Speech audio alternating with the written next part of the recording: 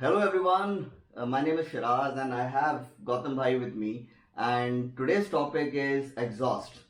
And I'm sure all of you or most of you would have heard people claiming that they can identify whether an RD is an LT or an HT just by looking at the exhaust.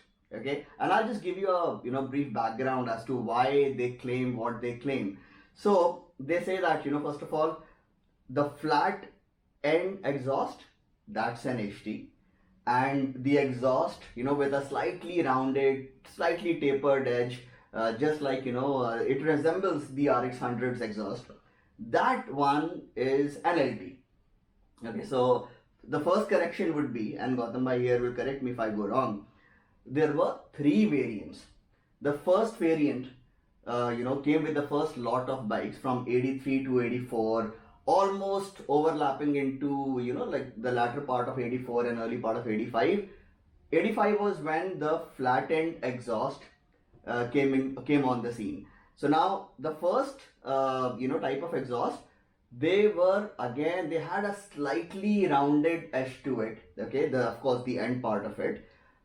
And then these came the absolute flat end exhaust, and then there was the third type of exhaust, okay, that actually came from 86 until the end, okay, with even more rounded, and those were the exhausts that actually looked like, that have as far as resemblance is concerned, they look more like the RX100 exhaust. So people say that these exhausts, okay, any bike that has those is an LT, any bike that has flat end, okay, is an HT. And of course the first lot, the first type of exhaust, even those were more in line appearance wise. The end was kind of flattish, but not as flat as the ones that came in 85. Okay, so there were three types of exhaust. Now the questions, there is more than one question. So the first question is this true that the RDHT came with only one type of exhaust, or the LT came with only one type of exhaust? So that is the first question that Gautam Bhai will answer. And in the process, let me just park the second question, not even tell you what it is going to be, but it is something to do with HT and LT. Okay, and we'll get to that in a bit. So first question, Gautam Bhai, why? Okay, is it correct that you can identify an RD, whether it's an HT or an LT, just by looking at the exhaust? So when we just for the correction, what we are talking about, when we are talking about exhaust, the exhaust comprises of both bent pipe and the longer part which appears. So here we are talking about just the exhaust minus the bent pipe. Perfect. Okay. Perfect. Just for the clarity, because the bent pipe is a different topic. We will discuss about it in the comparison. Yes. So you are absolutely right. It is. You cannot tell whether it is HT or LT just looking at the end of the exhaust, tapered end or a flat end. Reason being, because there are bikes seen with both or all three exhausts. So the initial HT was launched with a semi-rounded end exhaust. Then there was this hybrid period when we had the LT, chipped LTs. They had the same exhaust. Then 85 came the LT, and the exhaust was resourced. The official LT. Official LT, the proper LT. Yes. There had been bikes in the showroom registered at 85, which could be still from the hybrid era. True.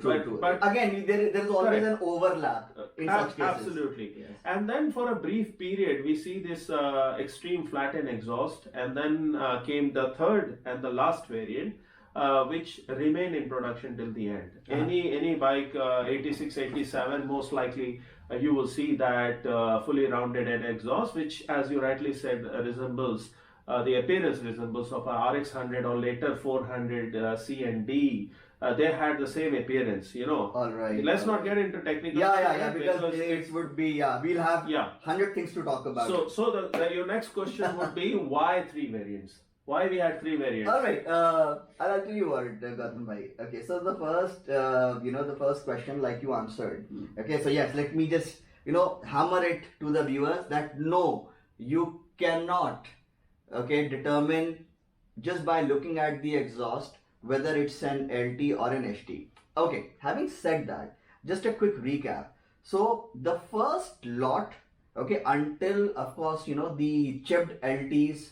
So the chipped LTs were again HTs. You take out the chip and you have an HT, right? Yeah, and minor mods to the Minor carburetor. mods to the and carburetor. Yeah. Yeah. So let's say that so 83, 84 models were primarily HTs. I would include the LTs, the chipped LTs here as well, because they were hybrids. They were primarily HTs that were being converted to LTs Yes. by the company, and then you can convert it back to HT convert them if you back to HTs, right? Those had the slightly rounded exhaust. Okay, so if the bike is absolutely stock, you can say that that is what an 83, 84 bike looks like. The 85 bike, okay, was an LT, and so essentially, if the bike is absolutely someone who bought his or her bike in 85 that has a flat end exhaust, that is and that most likely is an LT. Contrary to popular belief. Absolutely. So I would say that yes, you can do that, but what has been the popular notion, it's the opposite of that. And so eventually, because of course RDs now have a lot of mix and match parts. Okay, so the final result would be, in fact, let me just pause that statement right there. And the final 86 to the end of production, all RDs were using that more rounded exhaust. Now, just one thing. Okay, so there is a popular notion that there were no HTs being produced, okay, after the first lot of HTs. In fact, I have even heard that only the first 700 motorcycles were HTs. Alright, and of course now we know that HTs were not just the first 700 motorbikes. HTs were in production for a much longer time. Now here comes, and now this statement would actually burst a lot of bubbles. Have you ever heard of an 88 HT, an 89 HT, or a 90 HT? You wouldn't have, right?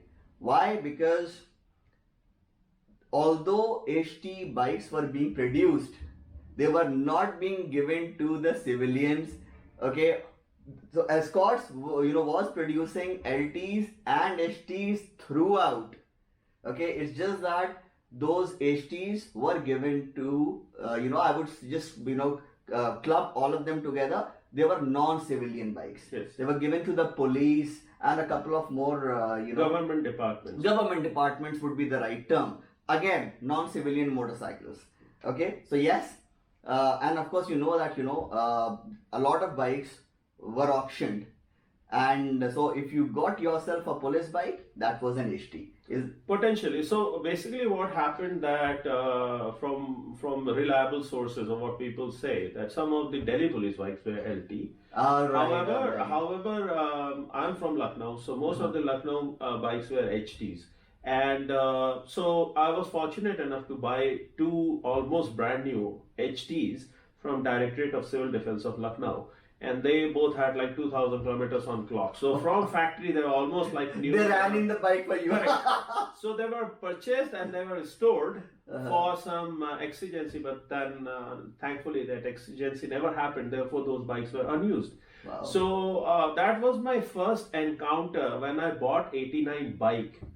And to realize that both bikes were HTs. Wow. And that journey begins from there. That how come that people say HTs were never produced after 85? My bike is the evidence, the first evidence that it's an HT. And your bike, that's an 89 model. Correct. The ports are the fueling, everything is HT. So that was an eye opener.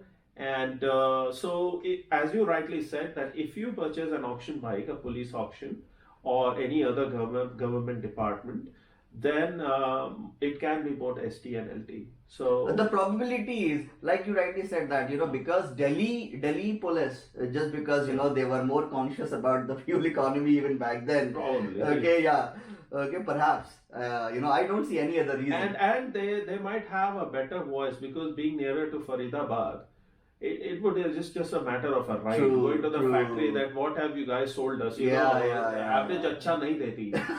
So we need a bike. So Yeah. so that is the reason why some of the RD members have clearly told me that Delhi police were given LTs. But apart from that, wherever I see an auction bike, most likely it will be an HT, and it will have the same exhaust, which is categorized as LT. LT, So, absolutely. So see, Gautam bhai, in fact, this actually, although we are digressing a little bit, but eventually we're sticking to the RD topic. Okay, my question is, why did escorts did not give HTs, okay, to the normal public, or I would say, why did escorts give HTs only to the government departments, agencies. So okay, if you think about from the marketing perspective, that people in India were highly sensitive about fuel economy, and from the launch, one thing was apparent to Scott, that RD is not doing very well in the market because most of customers who are less keen on speeding, they have purchased the bike with a thought that it's a 350cc and experience based on SD and Java, it will be in a ballpark of mid 20s, only to realize that it's in mid 10s rather than 20s. So Scott had to do something about it, and they launched the LT, and there was a hybrid period where even customers were not aware of that they had been given a hybrid bike, only to realize that their bike is an LT or it's a product in development, and so Escort soon, around like 85, what bikes can be seen, that they were proper LTs, like proper barrels cast with Escort India and whatnot, and further modifications done to the airbox and carburation, which we talked about in a different video. Correct. So they were absolute LTs. However, as you know, in casting environment, that there is a minimum quantity required, for the economies of scale. So Ascot would definitely have a big lot of HT barrels sitting there. Yeah. So what you will naturally do, government agencies, they are not too fussed about fuel economy because they have a budget for fuel. Absolutely. Right. So what you will do, you will give them the HT, and you can also sell them that if a civilian has an RD, it's an LT, you need a more powerful bike to catch them. Probably that would be the reason. But this is government agencies wouldn't have bothered whether it is giving 18 km per liter or 25 km per liter. But that was a good opportunity to consume some of the HT parts. That actually, brings me back to this, that, I'll be very honest, Gautam bhai, that I really doubt that even, like you said, that, when government agencies, they actually do not care about, whether it's an LT or an HT just because, it's giving this much fuel economy. I doubt whether, even Delhi police would have gotten LTs. This could have been, again, we do not have any, like, for example, when we have a concrete evidence of you owning two RDs from, an auction, which were absolute HTs. Yes. Okay, we haven't come across anyone who owns a government RD, okay, that is an LT. If you are one of those, please let us know. We haven't come across anyone. So until then, I have my doubts that any LTs were given to the government, any government agencies. And again, we have consensus on the fact that all the auction RDs that we have seen and ridden and opened until now have been absolute HTs. Yes. So again, the logical conclusion is that, and again, I joked that why was Delhi police that conscious about fuel economy? They aren't even right now. So of course they all government agencies would never be running after fuel economy. And but then yeah, that's a different topic for some other day. And so yes, if you are one of those owners, those unicorns, please do let us know in the comment section below, Yes. and we'll come and talk to you then. Yes. And then we'll see your bike and we'll open your bike as well. We'll put it back together. So in the beginning of the video, I said that I'll be asking two questions, and I had parked the second question, and so here comes the second question. Gautam bhai, we discussed about the outer appearance. Now, please tell us whether the internals of those exhausts are different, and here comes the bonus question again attached to the second question. So first we'll talk about the differences, if any, and how was the Indian RD exhaust different to the US RD exhaust. RD350. Okay, so first I will like to make it very clear. There is no difference, as you say, between HT or LT exhaust. Internally, all three variants or versions of that exhaust are exactly same. Dimensionally, they are same. Measurement, number of holes, the difference between baffle plate, the overall length of the exhaust. Again, we are not talking about bent pipe. We are just talking about the exhaust end of it. They are exactly identical. So only the last part of it, the end of it, had been different. And why it had been different? Because it's been sourced thrice. Why it has been sourced thrice? Because there had been lot of issues seen in the variant 1 and 2, where if you peek inside with an endoscope, you will see that the baffle plates inside, which holds the baffle tube, it has toppled. It's broken, it's missing, there are a number of holes missing inside, and the hanger of the exhaust had broken and cracked. There had been severe, especially the version 2, the most sought after version, where people pay crazy money for thinking it to be an HT exhaust. That was the worst of the lot. If you look at the spot welds, they are like gas welds. Instead, they are not even spot welds. The metal thickness is really thin. They rust a lot. They break. So basically, they are the ones which get the most battering and hammering was in use. The third one, which was the final variant, can be seen doing quite well. They are the one which gets least damaged, and upon investigation of several exhausts, thanks to my friends who have helped me, you see that those were the most stable, the third variant. Now, the bonus question: what is the difference between the US RD350 and Rajdoot 350 exhaust? Even I wasn't aware that there is a big difference in the first baffle plate having uneven holes. Now, it blew my mind. Why? It's still that remains unanswered. The right side of Indian RD has got 6 holes. Wow. The left has got 4 holes. With this query, I went to one of my friends in Oxford, and I requested that he is the largest collection of RD350s of all years. I said, can I borrow all the air-cooled exhaust just to have a peek inside? If I could figure out this uneven balance of holes is coming from somewhere else. None of the exhausts had this 4 and 6. I mean, they all are 4 holes. Doesn't matter. It is A, B, C, D, E, F, J. All of them have even holes. However, the Indian RD, both HT and LT and the initial so-called made in Japan RD, they all have 6 holes on right side and 4 holes on the left hand side. However, don't be mistaken with the manufacturing defect, because some of the exhausts I've seen even holes missing. Like they have 2 holes, then 1 hole missing, and then there are 2 holes again. The 3 holes again. And that could be random. So don't be mistaken. It's not a design intent. That had been quality issues seen in first and second exhaust. However, the third variant had been consistent, and you can see that there is 6 holes on the right and 4 holes on the left. This is quite an interesting observation, Gautam bhai, and in fact, I would say that you've worked really hard on finding this out, because again, I mean, who does that? Okay, and in fact, I back when this was in 2020, we were discussing, and Gautam bhai showed me how he was doing it. He had that endoscopy, Yeah. equipment and whatnot. Okay. Question: why six holes on one side? Okay, so Especially when all all the Yamaha RD350s. Right now we're talking about the Rajdoot, the Indian RD350.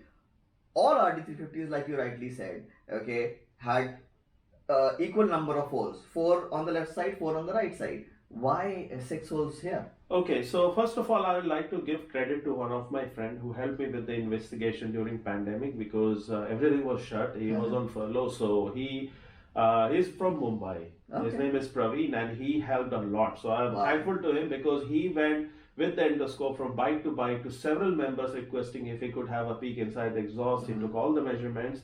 And what I did, I sectioned the exhaust. So I was in UK, I was doing all the investigation from Japanese Yamaha side, and he was doing the Indian Yamaha. Then I also had bikes.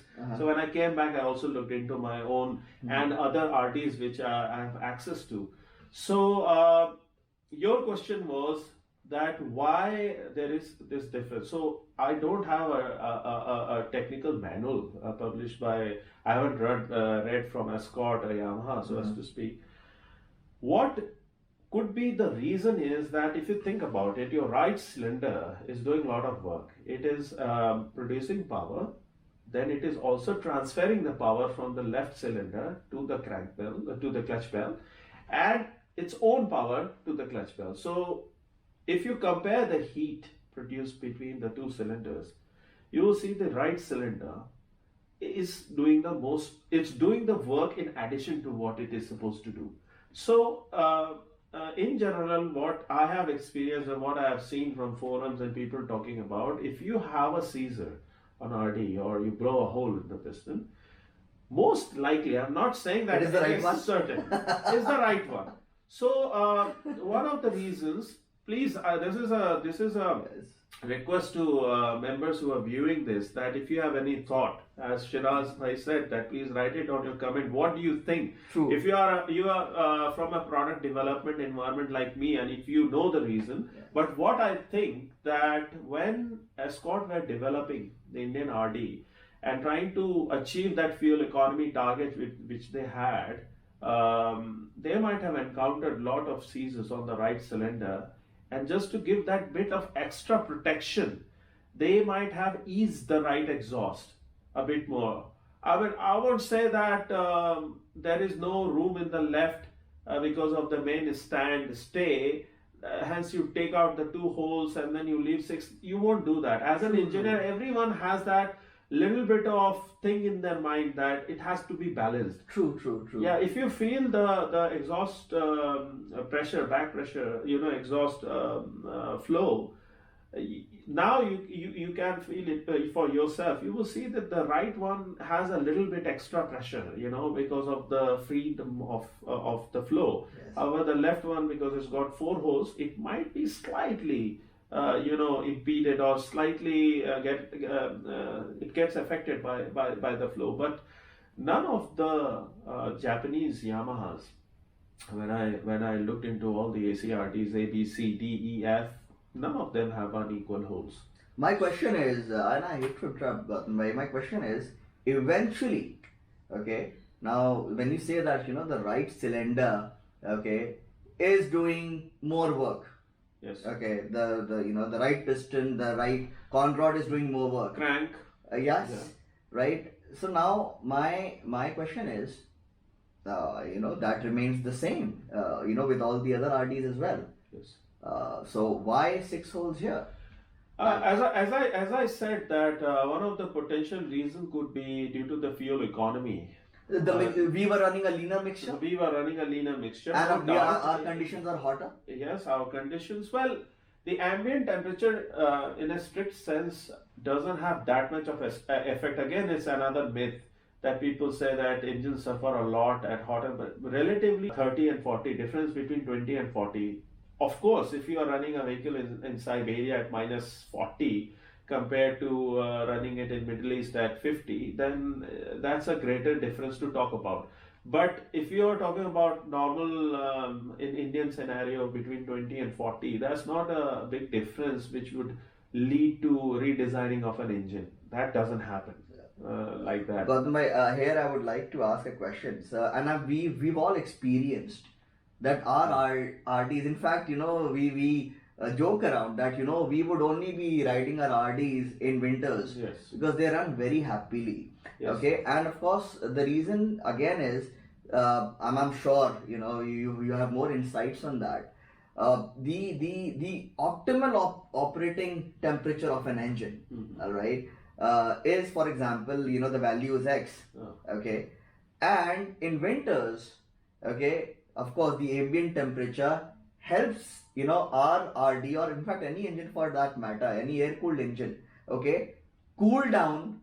I mean, you're gunning it. Yes. Okay, it has the potential to overheat. Yes. Okay, especially if you're riding a two-stroke, like you should not be riding a two-stroke. Okay, it has the potential to overheat. However, of course, the ambient in December and January in Delhi, the bike is unable to reach to that temperature because, of course, it is getting that help, from that ambient temperature. It is getting, it is cooling down in a better manner than it would say in May and June. What would you say about that? Okay, so yes, the rise in engine temperature will slow down with the lower ambient temperature. The density of air is thicker, which helps with your fueling and gives you a better experience, the ride quality. Of course, air-cooled engines, they depend a lot on the Ambient temperature and the air stream, what you are feeding it to. And so eventually the engine gets to the normal running temperature. Wherever, so for cars you see it's 90 degrees and stays rock solid at 90. Doesn't matter it's summer or winter, it is 90 because that's where you want the engine to run for the lubrication to do its best job. Yes. Even with air-cooled engines, you have a figure in mind. You cannot develop an engine which will work, which is so sensitive to temperature variation. True. Otherwise, your calibration would be all over the place. True. So, of course, air-cooled, they suffer a lot with ambient temperature. You are absolutely right. They run better when it's cooler. In fact, you are happier because the bike seems to be happier.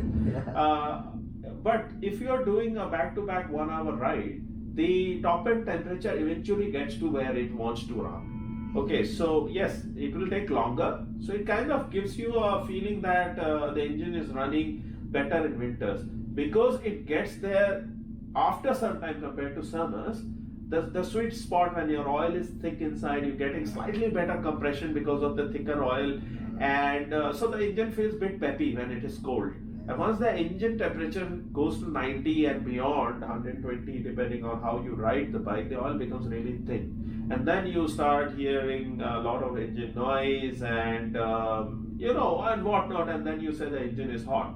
True. So is the deltas, the time difference between engine from cold to getting hot in winters is longer, hence why it could give you that impression that winters is better. But as I said, every engine is designed to run at a temperature, and that is what it is supposed to do.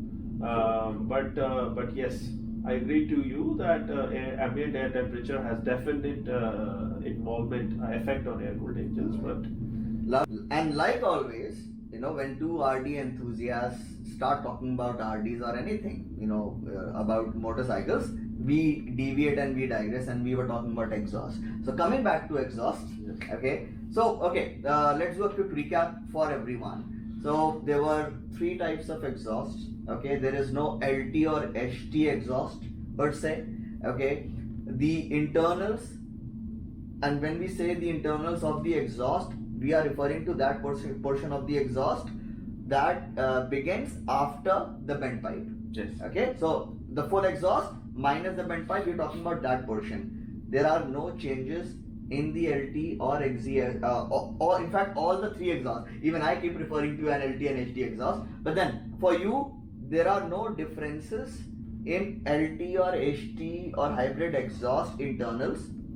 Okay, and of course there were 3 types of exhaust and there are no differences internally. That basically, okay. And the second thing is, no, you cannot tell whether there is no LT or HT exhaust. There were 3 exhausts. Okay, the first bikes were HTs, and civilian motorcycles HTs continued to be in production till the very end. It's just that they were not given to civilians, but yes, later on you could own them, right? So basically, right now you will see HT motorcycles with stocks exhaust that are not, flat end. Okay, and you cannot say that just because it is running that exhaust, it's an LT. No, it's not an LT. Gautam bhai here has an 89 HT. Okay, now the most important question: what is the difference between the Indian RD exhaust and the US RD exhaust?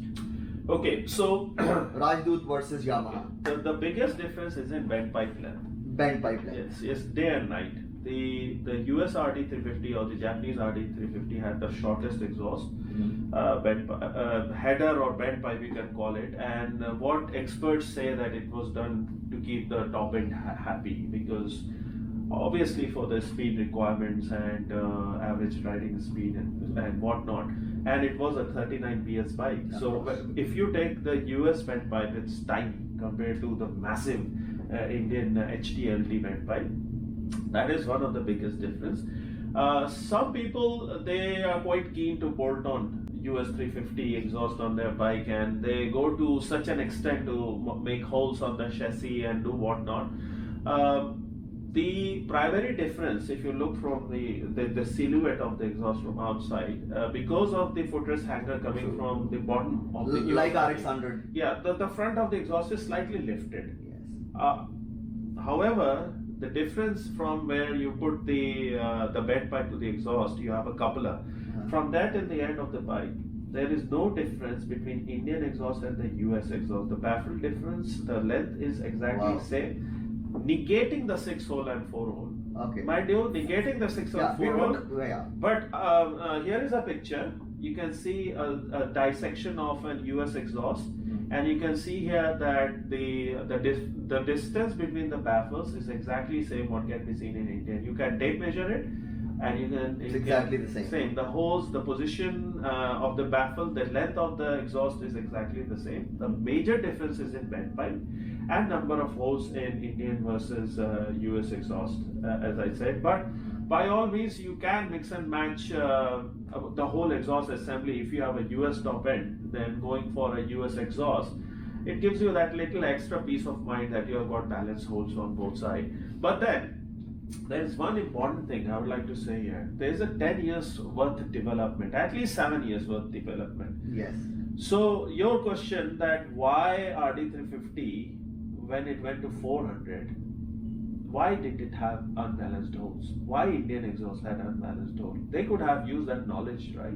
So the Japanese US RDs, from where they were running, the fuel mixture, the fuel requirement compared to the Indian bike, since it was slightly different, there was no need for it.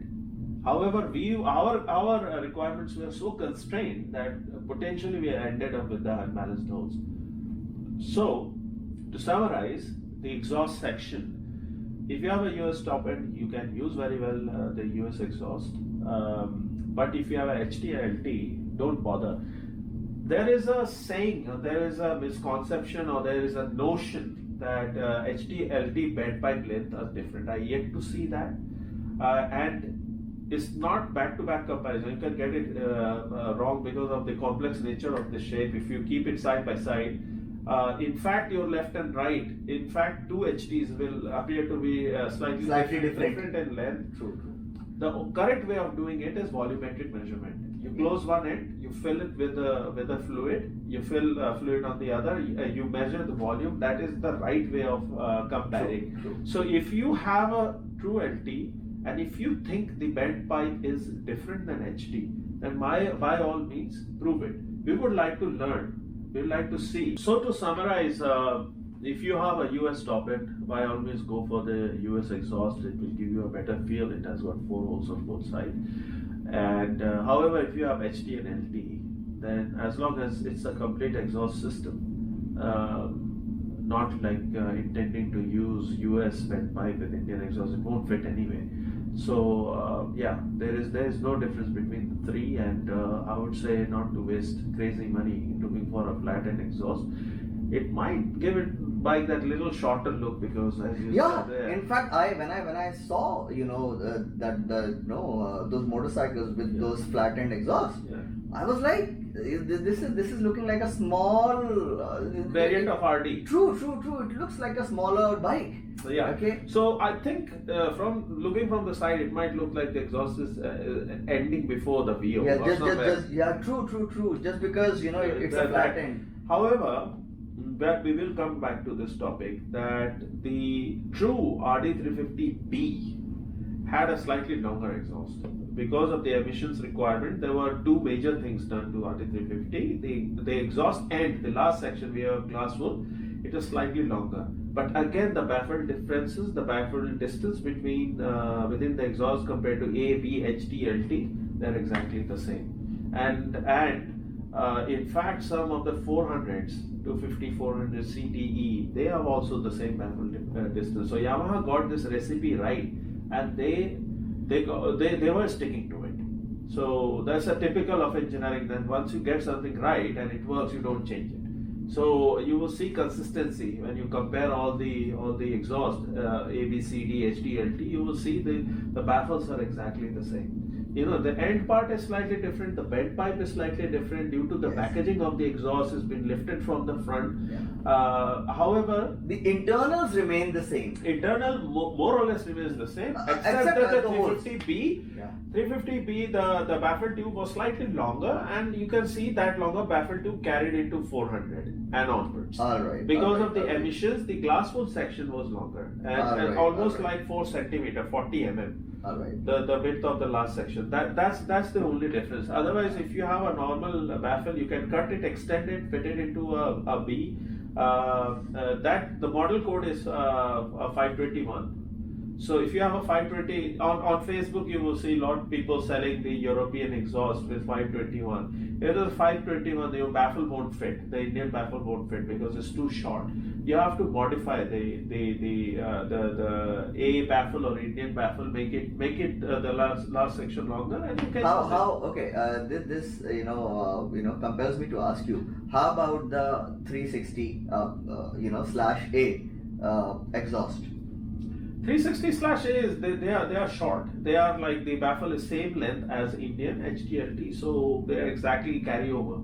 So we can say that as far as again that portion of the exhaust minus the baffle, okay, of the A,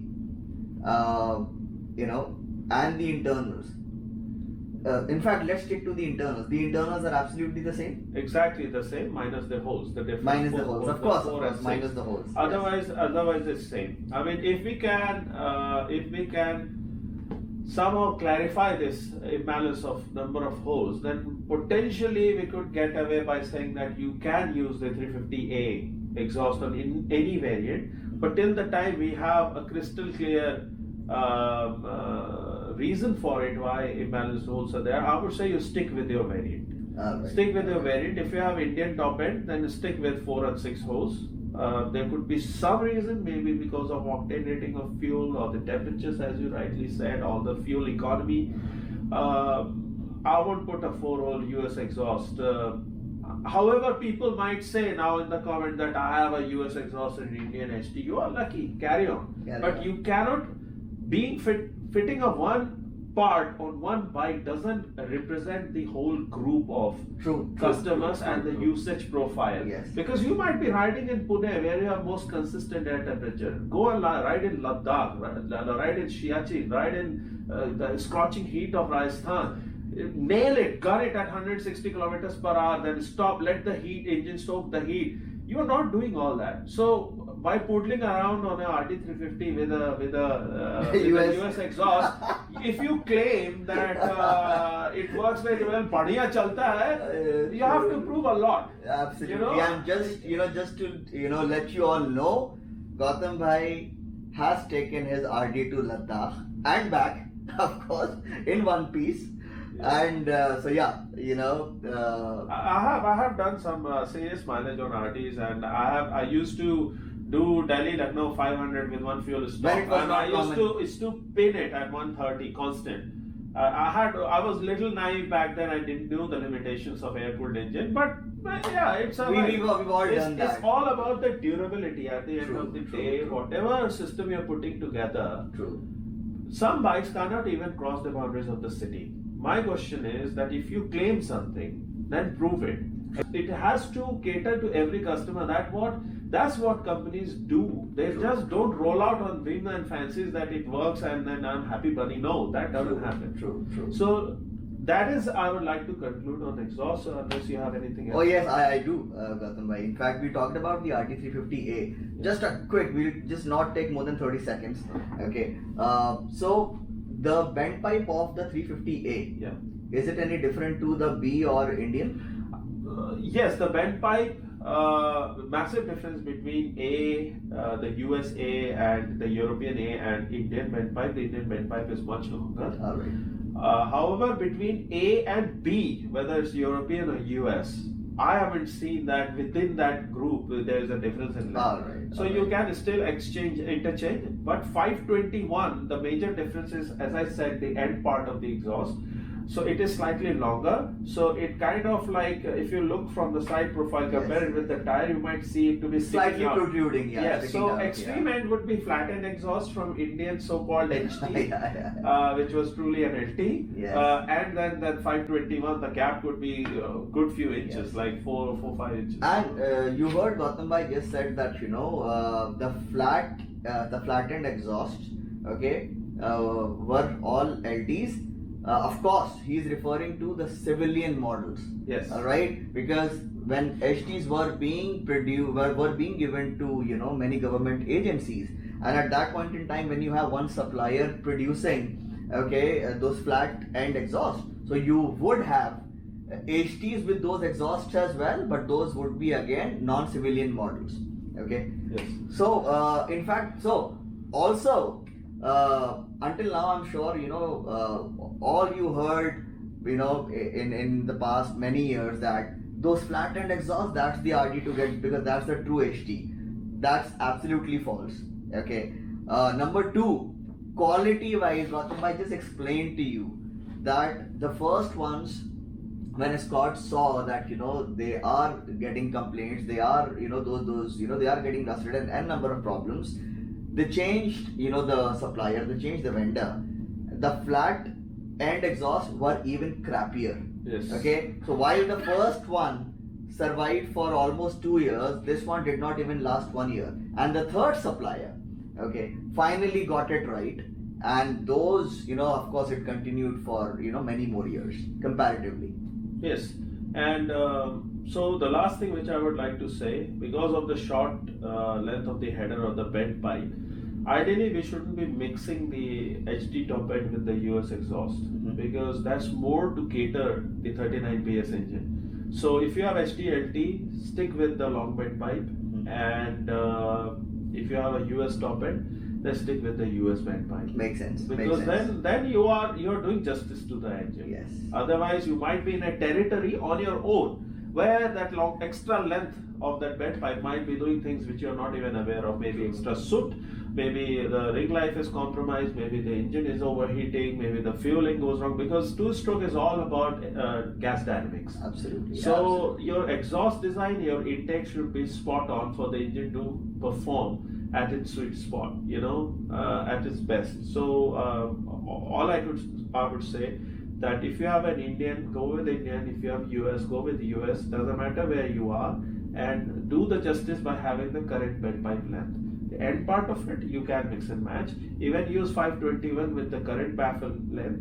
However, make sure that your bent pipe length is correct. Do not mix with US top end. So that would be it. Great. So you know what? I hope that you liked the video, and Gautam, thank you so much. And of course, there are n number of videos that we've made on every topic. Please go watch them, and do let us know if you have any questions, and we would answer those in the comment section. And thank you so much. We'll see you soon in the next video. Thank you.